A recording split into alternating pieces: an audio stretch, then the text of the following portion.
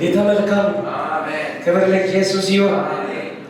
አንድ መስመር በልቤ ላይ ይመጣል። ኦሮምኛ ነበረና አረገሩ ጉያቱ ዱፌ ጉያ ይከማ ወቀሉ ነቤራ ከለኔማ ይላልና መስመሩ ዛሬ ቀን መጥቶልኛል። አሜን። ዛሬ ቀን መጥቶልኛል። ቀን መጥቶልኛል። ጉያቱ ዱፌራ ቀን መጥቶልኛል። ኢየሱስ ጌታ አሜን። አመገሩ ጉያቱ ዱፌ ጉያ ይከማ ወቀሉ ነቤራ ከለኔማ አመገሩ ጉያቱ ዱፌ ጉያ ይከማ ወቀሉ ነቤራ ከለኔማ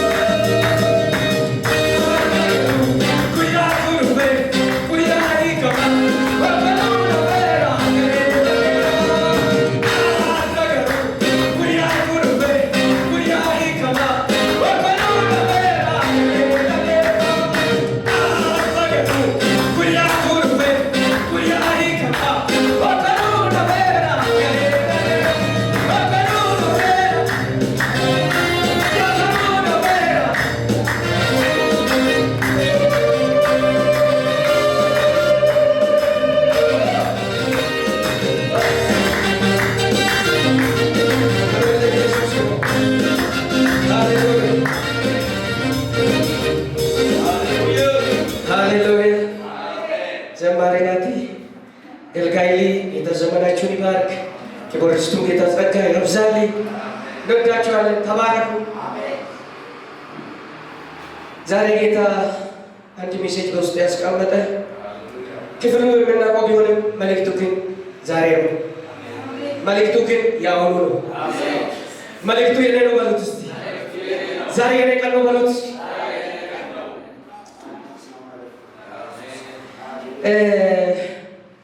እግዚአብሔር እንግዳ ነገር በህይወታችን ላይ ያደርጋል። በቃ ተነስተን መሄድ ይሆንልናል። መስሙሩ እንደዚህ ነው። ተነስተን መሄድ ይሆንልናል። ቃላችሁ በኢየሱስ ስም ዛሬ ደርሷል። በእያንዳንዱ ጉዳይ ላይ እግዚአብሔር ቃል አውጥቷል። መሄድ ይሁንላችሁ፣ መሄድ ይሁንልን። ዮሐንስ ምዕራፍ 5 የምናውቀው ክፍል አንድ ላይ ቤላ ያስቀመጠው እግዚአብሔር አብረን እንካፈላለን። እዚህ ክፍል ላይ ቆመን ቶሎ ብዬ እግዚአብሔር ቃል ተናግሬ ውስጥ ያለው እንጸልያለሁ። ሪሱ እንደዚህ ብያለሁ። የእግዚአብሔር ጊዜ የሚጠብቅ ሰው፣ እግዚአብሔር ጊዜ የሚጠብቅ ሰው ወይ ከፈለጋችሁ እግዚአብሔር ጊዜ ማለት ትችላላችሁ። ግን የእግዚአብሔር ጊዜ የምትጠብቅ ሰው ዛሬ እግዚአብሔር ጊዜ እዚህ የሚጠብቁ ሰዎች ስላለ ነው ጌታ መልእክት ሰጣችሁ።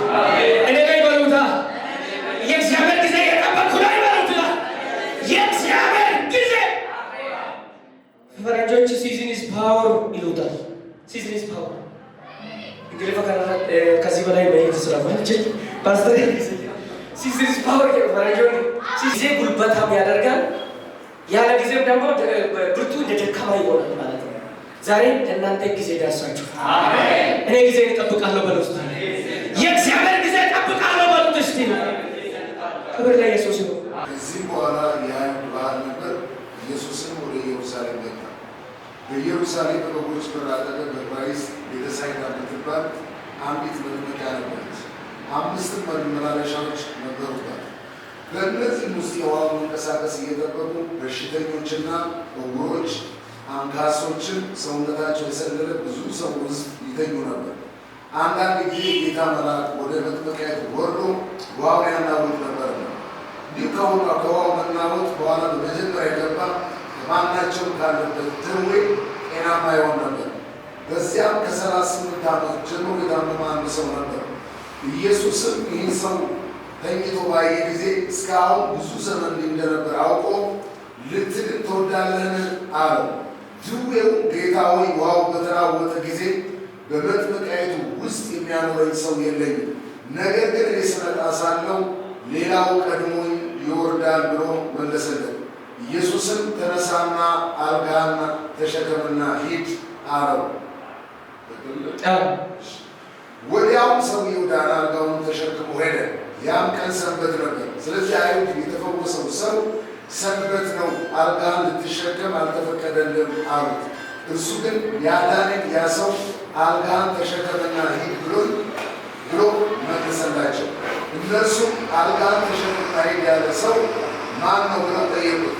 ዳሩ ግን በዚያ ስፍራ ሕዝብ ስለነበሩ ኢየሱስ ፈቀቅ ብሎ ነበርና የተፈወሰው ማን እንደሆነ አላወቀም። ከዚህ በኋላ ኢየሱስ በመቅደስ አገኘውና እነሆ ድነሃል፣ ከዚህ የሚብስ እንዳይደርስብህ ወደፊት ኃጢአት አትሥራ አለው። ሰውየው ሄደው ያዳነው ኢየሱስ እንደሆነ ለአይሁድ ነገረ።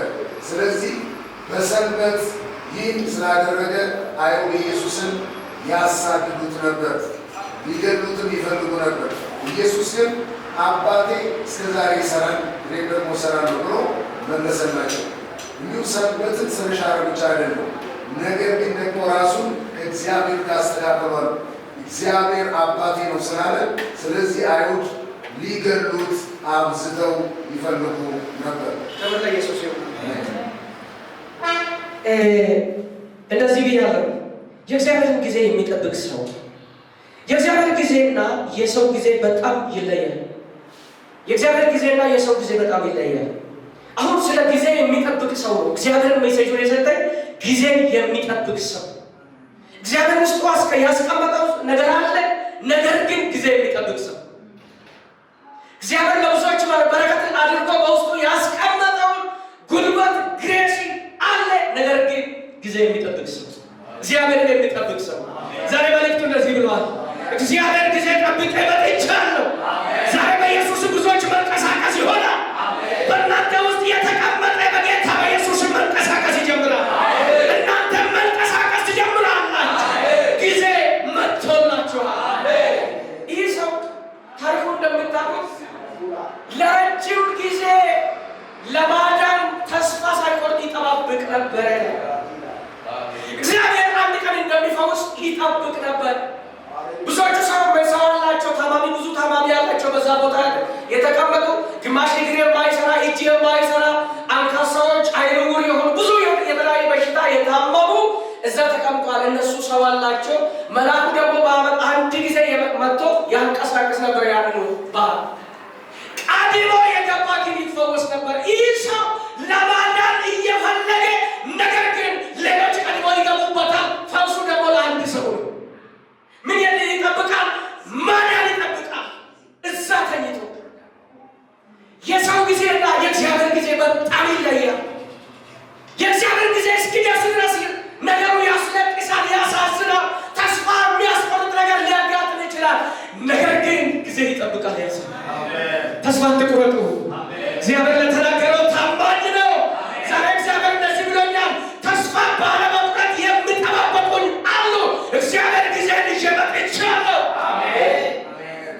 መጥቷል። በቃ ጌታ ዛሬ መጥቶልኛል በሉ እስኪ።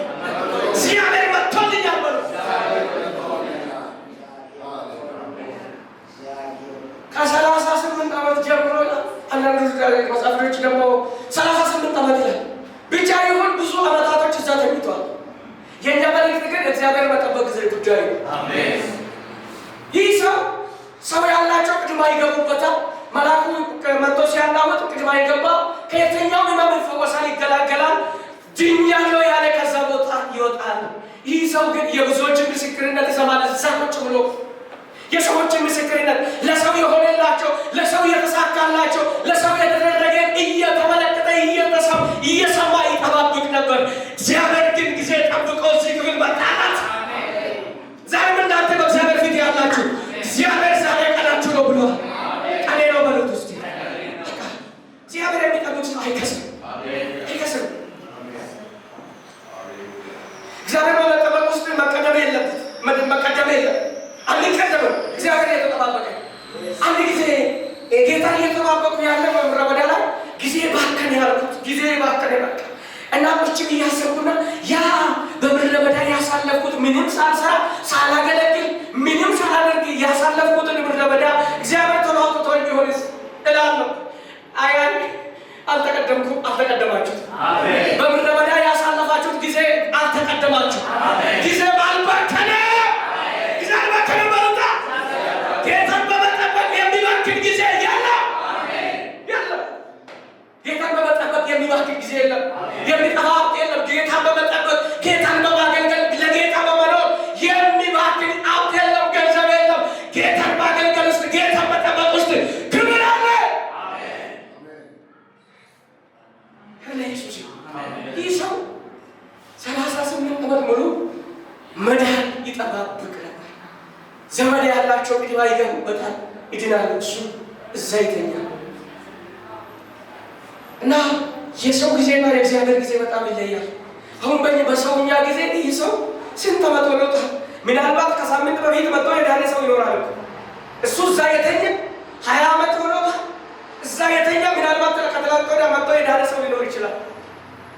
እንዴት ያሳምማል መሰላችሁ?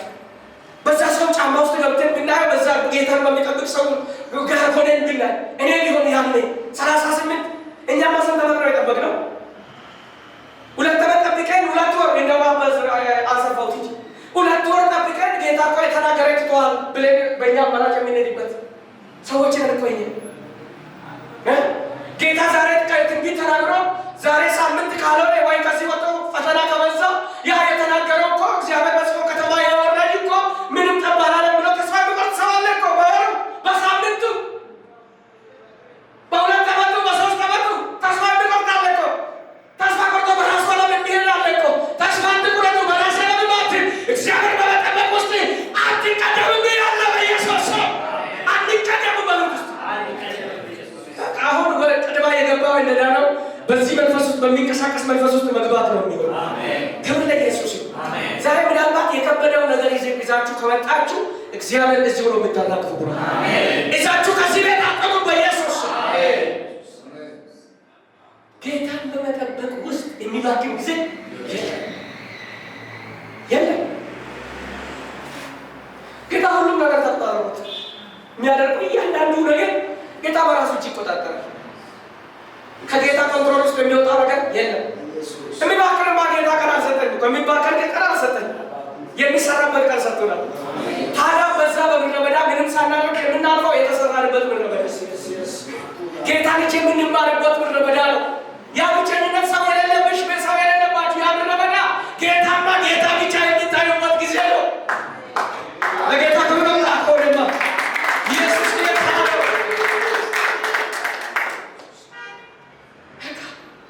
ይህ ሰው ጌታ ተጠባበቅ ነበር። ከሳምንት በፊት ከ3 ቀን በፊት መጥቶ እሱ እዛ ስንት ዓመት የተኛ የዳነ የተነሳ ግን እግዚአብሔር ተጠባበቃል።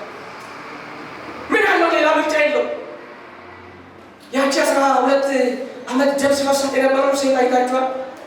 በራሷ መንገድ ሄዳ ብዙ ሐኪሞች ድጋ ደርሳ ሀብቷ ጨርሳ ጉልበቷ ጨርሳ የነበራትን ነገር ሁሉ ጨርሳ ነገር ግን ምን አለ ጭራሽ ምን አለ ባሰበት እንጂ ምን አንድ ቀን ግን አንድ ነገር መሰለች ከቤት ስትወጣ አንዳንድ አማኝቶ ከቤት ስትወጣ ገና ወደ ቸርች ሳይወጣ ከቤት ስትወጣ አምሮ ይወጣል።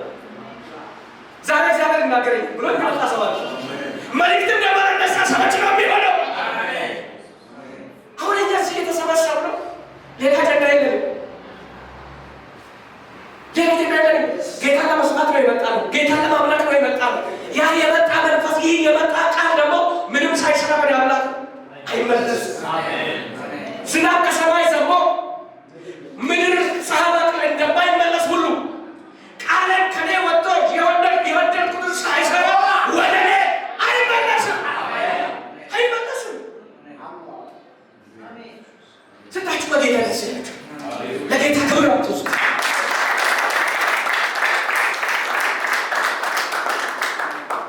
አንዳንድ ጊዜ አስባለሁ እንደዚህ ነው ከተማ የደከመው ነው የለም ጌታን ለማገልገል በራሳቸው በውስጣቸው የነበረውን በኪሳቸው ባላቸው ነገር እኔ በዚህ ክራይስት ውስጥ ስለነበርኩ አውቃለሁ። በሌላ በኩል ዘይት አልተሸጠ ምን ያልተሸጠ ምን ማልባት እዚህ ቦታ የሰው ኪስ አልተገባም። እግዚአብሔር በመጠበቅ እግዚአብሔር በማገልገል ውስጥ ኪሳራ ሰው ስለሌለ ጌታ ይባል ይህን እጅ ቤት አጀበት አንድ ቀን ሰለሞን እንደዚህ ብለዋል። መክብብ 3 ቁጥር 1 ላይ እንደዚህ ነው። ለሁሉ ዘመን አለው ከሰማይ በታች ለሆነው ነገር ሁሉ ጊዜ አለው። ለመወለድ ጊዜ አለው፣ ለመሞት ጊዜ አለው። ለመትከል ጊዜ አለው፣ የተተከለውንም ለመንቀል ጊዜ አለው። የተተከለውንም ለመንቀል ጊዜ አለው። ለመግደል ጊዜ አለው፣ ለመፈወስም ጊዜ አለው። ለመፍረስ ጊዜ አለው፣ ለመስራትም ጊዜ አለው። ለማልቀስ ጊዜ አለው፣ ለመሳቀቅ ጊዜ አለው።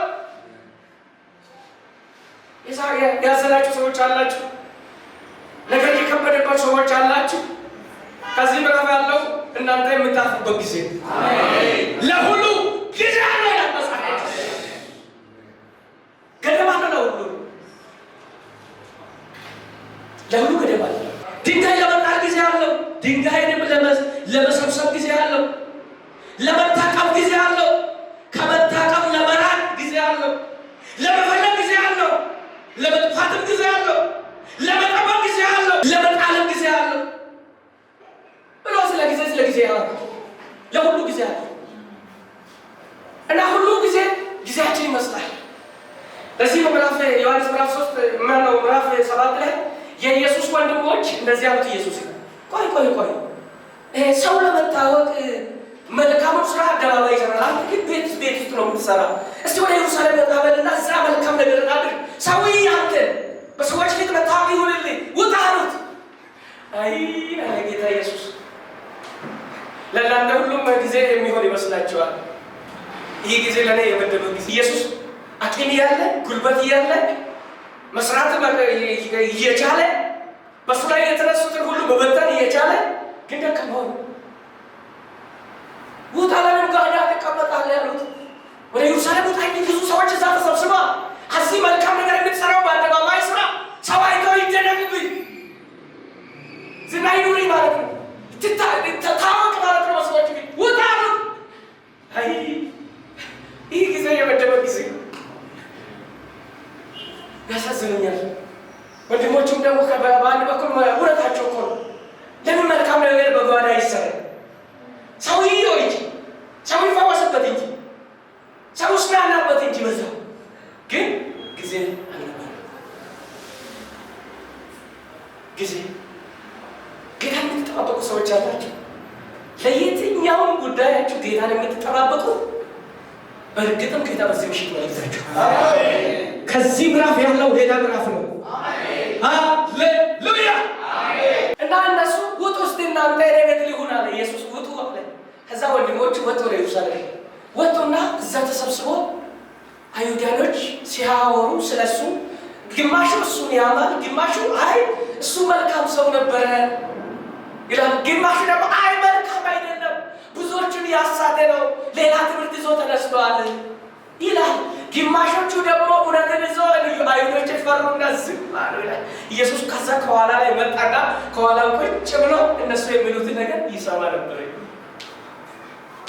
እዛ መጨረሻ ስብሰባ ከአጀንዳቸው ከጨረሱ በኋላ ከዛ ከተሰበሰቡበት ሲወጡ ምዕራፍ 7 ቁጥር 37 ላይ እናንተ የተጠማችሁት ብትኖሩ ወደ እኔ ኑ እስቲ። ክብር ለኢየሱስ ይሁን። አያችሁ ኢየሱስ ወደ ሕይወቱ ውሃ ነው የጠራው ተገልጦላችሁ። እግዚአብሔር ተደብቆ ነበር እና ዛሬ በጌታ በኢየሱስ ስም ጊዜያችሁ ደርሷል። አሜን። እስቲ ጊዜ ደርሷል በሉት። እስቲ እና ለሁሉ ጊዜ የሰው ጊዜ ብዙ ድካም፣ ለቅሶ፣ ሐዘን፣ ጊዜ መባከን፣ ጉልበት መባከን የሰው ጊዜ ነው ያለው። የሰው ጊዜ ብዙ ድካም አለው፣ ለቅሶ አለው፣ ሐዘን አለው፣ ጊዜ መባከን አለው። በሰው ጊዜ ይባከናል። በሰው ጊዜ ገንዘብ መባከን አለው። ልፋት ብቻ ነው የሰው ጊዜ። ያቺ ሴት 12 ዓመት ሙሉ የራሷን ገንዘብ አባክናለች። ጉልበቷ አባክኗል። ያላት ነገር ሁሉ ወድሟል። ግን የምትፈልገውን አላገኘች። አንድ ቀን ግን ከቤት ስትወጣ ነገር ሁሉ ያላትን ከጨረሰች በኋላ እኔ ዛሬ ሳልፈወስ ወደ ቤት አልመለስም ብላ አመነች። ኢየሱስን መንካት አለብኝ አለች። እንዳታነጋግረው ብዙዎች ከቦታል። እሷ ደግሞ እንግዲህ አስቡት ሽታ ወደ ሰው አስጠጋል። ስለዚህ ምን አለች? ሰው ሳያለኝ ቀስ ብዬ በመሃል እንኳን እጄ ቢሆን ልብሱ እነካለሁ ብላ ወስና ወጣች። እንዳለችው ከሰዎች መካከል እንደምንም አድርጋ የኢየሱስን ልብስ ነካች። ፈውሱ ወጣ፣ እሷም ተፈወሰች፣ ከመከራው ነፃ ወጣች። ያ ጊዜ የእሷ ጊዜ ነበር። ዛሬ ይሄ ጊዜ የእናንተ ጊዜ ነው። ኢየሱስ ቆባለውና ፈውስ ከውስጡ እንደወጣ ማነው ይነካል? ጴጥሮስ ለምን ማነው ይነካል ትላለህ እንዴ? ከመነካት አልፈህ እኮ የተጋፋን ነው። ይህ መነካትና መጋፋት ራሱ ይለያል። ሰው ብዙ በዝቶበት ስለነበረ ግማሽ ወደዚህ ወደዛ ሳይጋፋ ይቀራል። መንገድ እኮ ነው የሄደው። ማነካት ትላለህ እንዴ? ኖ ይህ መነካት ልዩ ነው። ይህ መነካት የፈውስ መነካት ነው። ይህ መነካት የመባረክ መነካት። ዛሬ በኢየሱስም ይህ መንፈስ ይነካችኋል። በጌታ በኢየሱስም ከተያዛችሁበት ጉዳይ ትላቀቃላችሁ። ጊዜ ነው በሉት እስቲ። ጊዜ ነው። አሜን። በኢየሱስ ጊዜ ሲሰነስ ባሩ ብያችሁ የሮም ሁና ይላል። የሮም ሁና ጊዜ ጉልበት ነው። ዛሬ በጌታ በኢየሱስ ይህ መልእክት በእናንተ ላይ ይፈጸማል። አሜን። ይህንን ቃል በጌታ በኢየሱስ ከጌታ ሰምቻለሁ።